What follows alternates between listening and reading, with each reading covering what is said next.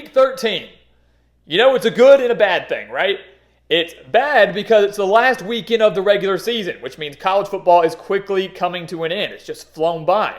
But it's also really good because it's rivalry week, which means we've got some great matchups, games with major implications, and games where anything can happen. Because as we all know, in rivalry week, you throw records out the window.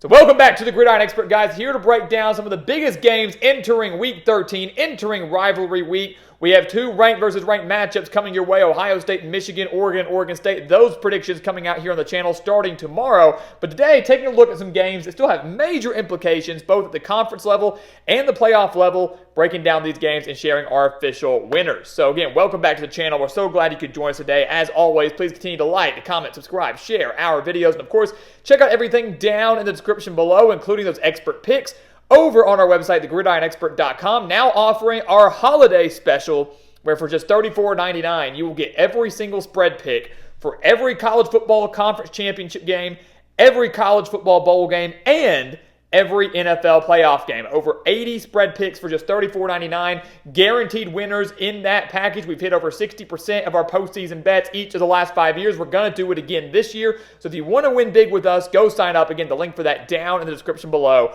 over on thegridironexpert.com. So let's take a look at these 5 games. Let's not delay it any further. We got a lot to talk about. Starting up at the top, Friday night, or Friday afternoon, I should say, the day after Thanksgiving, UTSA at number 18, Tulane. This is a massive, massive game, especially when it comes to the New Year's Six bowl race among Group of 5 programs.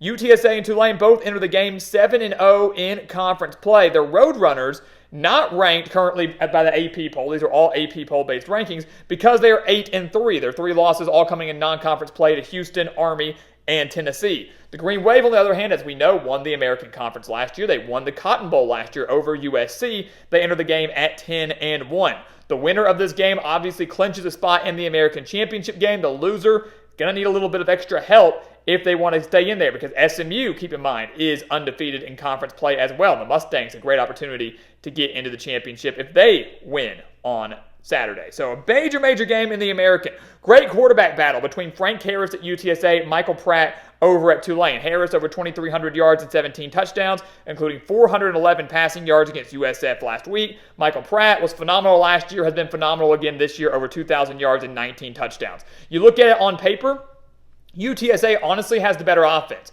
I think they're more dynamic. I think they're more electric. And maybe one could argue they have the better quarterback in Frank Harris. Keep in mind, UTSA, this is their first year in the American Conference. UTSA ranks better in every offensive category over the Green Wave. But Tulane owns the defensive advantage in this game.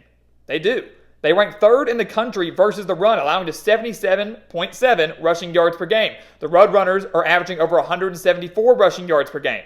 If Tulane shuts down the run, can Frank Harris win the game by himself through the air? Yeah, he can. Will he? No, not at Tulane, not in New Orleans. Tulane owns the defensive advantage. They own the home field advantage. They've been in this spot before. They know what it takes to win. Give me Tulane to win this game. I expect to be fully back and forth. Tulane wins the game over UTSA, finishes the year 11-1. Unbelievable year again from Willie Fritz. They're in the American Championship game, and if they win that, they'll be back in a New Year's Six bowl game. Going on to the Saturday games, Kentucky at number 9, Louisville, the Governor's Cup. This one is very, very big, very big. Kentucky, guys, has won the last 4 games against Louisville, all by double digits. They're on a 4-game winning streak in the series. But these two teams drastically different this year. Kentucky just 6-5, Louisville 10-1, with slim playoff hope still alive, guys. If Louisville can win this game and then upset Florida State, should be an undefeated Florida State team, upsets Florida State in the ACC championship game, Louisville has a slight case to find themselves in the Final Four. They're just going to need a lot of help down the road. But don't count out Louisville just yet. Here's the biggest thing, though, coming into this game, guys. Big rivalry game. I know Kentucky's dominated as of late, but Louisville is a completely different team at home. The Cardinals have won their home games this year. They're 6-0 there by an average of 26.3 points per game, compared to just 5.5 points per game per victory on the road this year. A completely different team. That was evident last week when they only beat Miami by 7 on the road. So Louisville at home has been a completely different animal, and their defense is a completely different animal as well. They're 21st in the nation in defense, facing against a Kentucky offense that's 100th overall. The Wildcats were supposed to be pretty good offensively, especially with Devin Leary transferring in. That has not been the case. I don't expect Kentucky to all of a sudden wake up offensively and start lighting up Louisville, who has a fantastic defense. I don't expect them to come do it on the road, where Louisville has been unstoppable at home all year long. So give me Jack Plummer, give me Jawar Jordan, give me Jeff Brom in his first year with the Cardinals to win this game. The defense has a huge day against this very bad Kentucky offense. Louisville snaps the 4-game skid in the series. They finish the year 11-1, go to the ACC championship game, where again, if they can win, could hold their breath on Selection Sunday to be selected for the college football playoff. Number 8, Alabama at Auburn, the Iron Bowl. Look, you got to talk about it, right?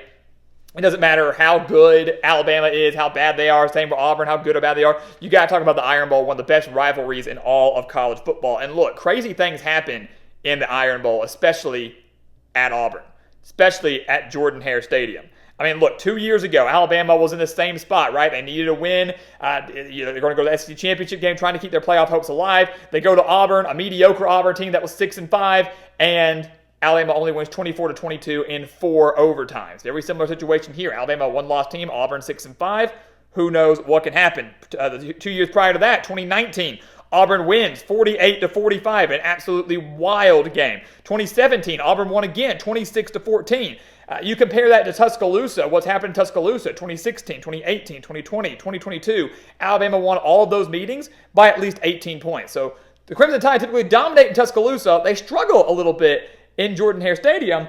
That's where the game's being played this Saturday. So Alabama has to be careful. But look, Auburn just isn't that good. Do I think the Tigers are going to get up for this game? Yes, I do. I think they're going to be hyped and they're going to be ready to go. And they're going to be play better than they did last week. But I am in no way going to say that Auburn can win the Iron Bowl or is going to even remotely come super close to beating Alabama when they just got steamrolled by New Mexico State last week, losing by 21 points to the Aggies at home. Again, Auburn gets up for this game. They're hyped for this game. The crowd plays a major role. It's the Iron Bowl. It's a big deal. But Auburn will not win this game. Alabama wins by double digits. The Tigers' offense is atrocious. Alabama's defense starting to peak. Same for the offense. Jalen Milroe playing fantastic ball right now.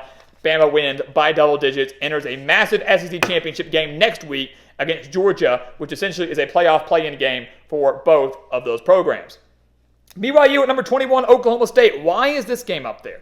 You might ask yourself, why is this a big deal? Well, here's why. For BYU, it's a big deal because if they win this game, they clinch bowl eligibility in their first year of Big 12 play. That's a big deal. That'd be a pretty impressive job by Kalani Sitake and the Cougars. For Oklahoma State, this is a big deal because if you win this game, you're going to the Big 12 championship.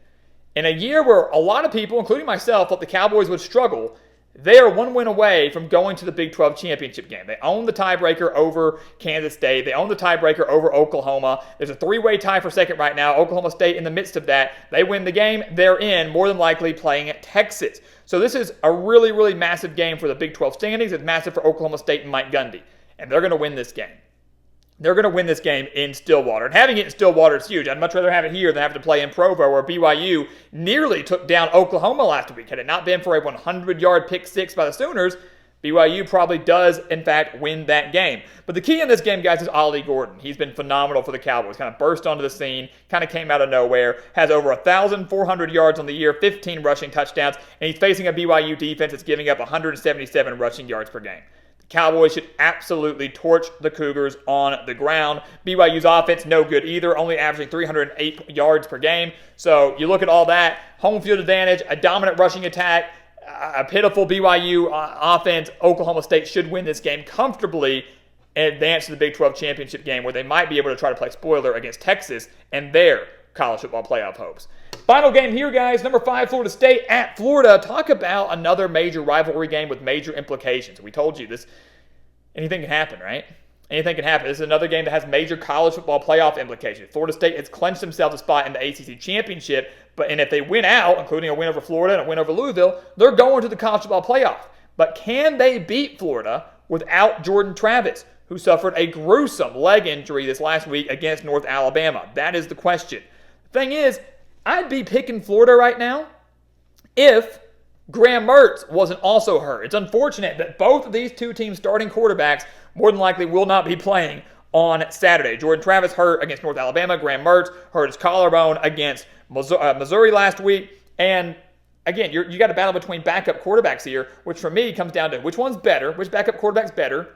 Don't really know. Haven't seen much. You might lean Tate Rodemaker over at Florida State, but you really can't tell. What it comes down to me is running game, better receivers, and better defense. And Florida State owns the edge in all three of those aspects. They own the edge with Trey Benson. I like the running game from the Seminoles, averaging over 162 rushing yards per game. Florida giving up over 160 rushing yards per game, so they should torch the Gators on the ground with that rushing attack. Florida State has better wide receivers, Keon Coleman, Johnny Wilson, Jaheim Bell at tight end, and their defense ranks 24th overall in the entire country. I believe they can create enough pressure and enough trouble for Florida backup quarterback Max Brown. Even though the game is in the swamp, even though Florida played Florida State extremely close last year, I expect this game to be close again. Again, if Graham Mertz is playing, I'm picking Florida in the upset. Battle between backup quarterbacks. Mike Norvell has his team ready to go. The Seminoles remain undefeated. One win away from the college football playoff. Florida suffers another losing season and will not go bowling in year two under Billy Napier. The question is, will he be around to see another year in the swamp, or will this loss to the Seminoles end his time in Gainesville?